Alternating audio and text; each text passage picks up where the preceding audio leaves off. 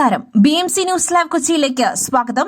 വാർത്തകൾ വായിക്കുന്നത് ആതിര രവീന്ദ്രൻ. ഈ വാർത്തകൾ നിങ്ങൾക്കായി അവതരിപ്പിക്കുന്നത് Leotech solar solutions, powered by Mayil food stuffs, Mookkannoor, city tower, city wear and city shoes, Angamaly and Cochin Kalabhavan Angamaly franchise. Chengannur Cheriyanad Bhaskara Karanavar വധക്കേസിലെ പ്രതി ഷെറിന് പരോൾ അനുവദിച്ച സംസ്ഥാന സർക്കാർ. 15 ദിവസത്തെ പരോളിൽ ഷെറിൻ പുറത്തിറങ്ങി. 14 വർഷത്തെ ശിക്ഷാ കാലയളവിൽ ഇതുവരെ കിട്ടിയത് 500 ദിവസത്തെ പരോൾ. ശിക്ഷ ഇളവ് നൽകുവാനുള്ള നീക്കത്തിൽ നിന്നും സർക്കാർ പിൻവാങ്ങിയത് വൻ വിവാദങ്ങൾക്ക് പിന്നാലെ 3 ദിവസം യാത്രയ്ക്കും അനുവാദം നൽകി. ഷെറിന് ശിക്ഷാ ഇളവ് നൽകി വിട്ടയക്കുവാൻ മന്ത്രിസഭ തീരുമാനിച്ചത് വിവാദങ്ങൾക്ക് വഴിവച്ചിരുന്നു.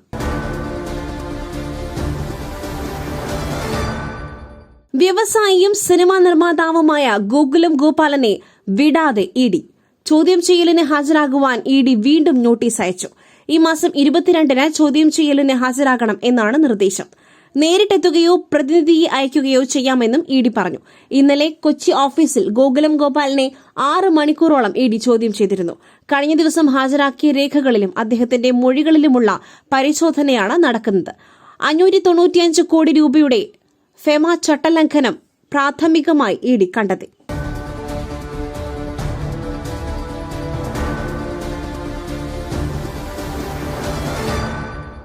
മലപ്പുറം ചട്ടിപ്പറമ്പിൽ വീട്ടിലെ പ്രസവത്തിനിടെ യുവതി മരിച്ച സംഭവത്തിൽ പ്രതികരണവുമായി ആംബുലൻസ് ഡ്രൈവർ. യുവതിയുടെ ഭർത്താവ് സിറാജുദ്ദീൻ ആംബുലൻസ് വിളിച്ചത് തെറ്റിദ്ധരിപ്പിച്ചെന്ന് ആംബുലൻസ് ഡ്രൈവർ അനിൽ മാധ്യമങ്ങളോട് പറഞ്ഞു. ശ്വാസമുട്ടലിനെ തുടർന്ന് മരിച്ച വയോധികയുടെ മൃതദേഹം കൊണ്ടുപോകണമെന്നാവശ്യപ്പെട്ടാണ് ആംബുലൻസ് വിളിച്ചത്. പെരുമ്പാവൂരിൽ യുവതിയുടെ വീട്ടിലെത്തിയപ്പോഴാണ് സംഭവം മനസ്സിലായതെന്നും ആംബുലൻസ് ഡ്രൈവർ അനിൽ പറഞ്ഞു. മൃതദേഹം തുണിയിലും പായയിലും പൊതിഞ്ഞ നിലയിലായിരുന്നു. സിറാജുദ്ദീന്റെ സുഹൃത്താണ് ആംബുലൻസിൽ ഒപ്പം കയറിയത്. പുലർച്ചെ 3 മണിക്കാണ് മൃതദേഹം ആംബുലൻസിൽ കയറ്റിയതെന്നും അനിൽ പറയുന്നു. പുട്ടു രുചികരമാവണമെങ്കിൽ മയിലിന്റെ പുട്ടുപൊടി തന്നെ വേണം. അതിന് ചെമ്പാപ്പുട്ടാണെങ്കിലും അങ്ങനെ തന്നെ. മയിൽ റൈസ് ആൻഡ് ഫുഡ് പ്രൊഡക്ട്സ്, ശ്രേഷ്ഠം സമ്പുഷ്ടം.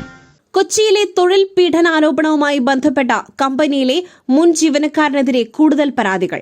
നായകളെ പോലെ കഴുത്തിൽ ബെൽറ്റിട്ട് യുവാക്കളെ വലിച്ചിഴച്ച ദൃശ്യങ്ങൾ പുറത്തുവിട്ട മനാഫിനെതിരെയാണ് കൂടുതൽ പേർ പരാതിയുമായി രംഗത്തെത്തിയത്. അതിനിടെ ദൃശ്യങ്ങൾ പ്രചരിപ്പിച്ചതിന് മനാഫിനെതിരെ പോലീസ് കേസെടുത്തു.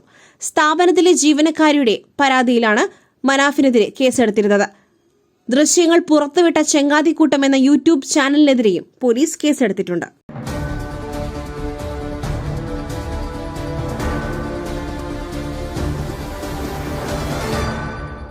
കോട്ടയം MC റോഡിൽ നാട്ടകം പോളിടെക്നിക് കോളേജിന് സമീപം ജീപ്പും ലോറിയും കൂട്ടിയിടിച്ച് 2 മരണം. അപകടത്തിൽ 3 പേർക്ക് പരിക്കേറ്റു. ജീപ്പ് യാത്രക്കാരായ 2 പേരാണ് മരിച്ചത്. ജീപ്പിന് പിന്നിലിരുന്ന 3 പേർക്കാണ് പരിക്ക് സംഭവിച്ചിരിക്കുന്നത്.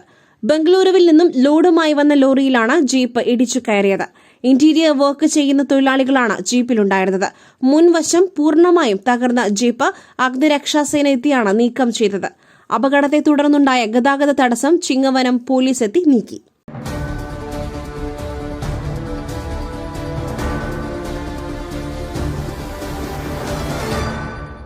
ഛത്തീസ്ഗഡിലെ ദുർഗിൽ 6 വയസ്സുള്ള പെൺകുട്ടിയെ 24 വയസ്സുള്ള അമ്മാവൻ ബലാത്സംഗം ചെയ്ത് കൊലപ്പെടുത്തി. മൃതദേഹം മറ്റൊരാളുടെ കാറിന്റെ ഡിക്കിയിൽ ഒളിപ്പിച്ചതായും പോലീസ് കണ്ടെത്തൽ. നവരാത്രി ആഘോഷങ്ങൾക്ക് ശേഷം ഏപ്രിൽ 5-നാണ് പെൺകുട്ടിയെ കാണാതായത്. കന്യാഭോജിൽ പങ്കെടുക്കുവാൻ കുട്ടി മുത്തശ്ശിയുടെ വീട്ടിൽ പോയിരുന്നുവെങ്കിലും തിരിച്ചെത്തിയില്ല. കാണാതായതായി പോലീസിൽ പരാതി നൽകി തിരച്ചിൽ ആരംഭിച്ചിരുന്നു. പെൺകുട്ടിയുടെ മുത്തശ്ശിയും മറ്റൊരു ബന്ധുവും ക്ഷേത്രത്തിൽ പോയിരുന്നുവെന്നും പ്രതിയായ സോമേഷ് യാദവ് വീട്ടിൽ തനിച്ചായിരുന്നുവെന്നും പോലീസ് പറഞ്ഞു. യാദവ് കുട്ടിയെ ലൈംഗികമായി പീഡിപ്പിച്ചുവെന്നും കൊലപ്പെടുത്തി മൃതദേഹം അയൽക്കാരന്റെ കാറിൽ സൂക്ഷിച്ചുവെന്നും അദ്ദേഹം പറഞ്ഞു.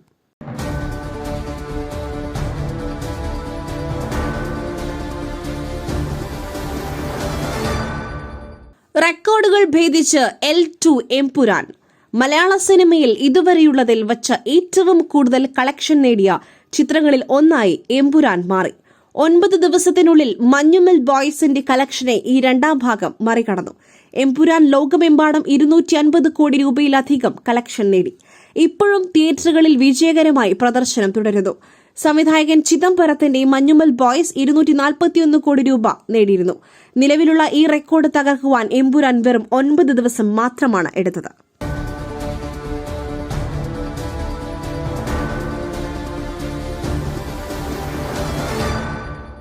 ആദിവാസി യുവാവ് പോലീസ് കസ്റ്റഡിയിലിരിക്കെ കൽപ്പറ്റ സ്റ്റേഷനിലെ ശൌചാലയത്തിൽ തൂങ്ങി മരിച്ച സംഭവത്തിൽ സംസ്ഥാന ക്രൈംബ്രാഞ്ച് പെൺസുഹൃത്തിന്റെ മൊഴി രേഖപ്പെടുത്തി. ഡിവൈഎസ്പി SS സുരേഷ് ബാബുവിന്റെ നേതൃത്വത്തിലുള്ള സംഘമാണ് പെൺകുട്ടിയുടെ മൊഴി രേഖപ്പെടുത്തിയത്.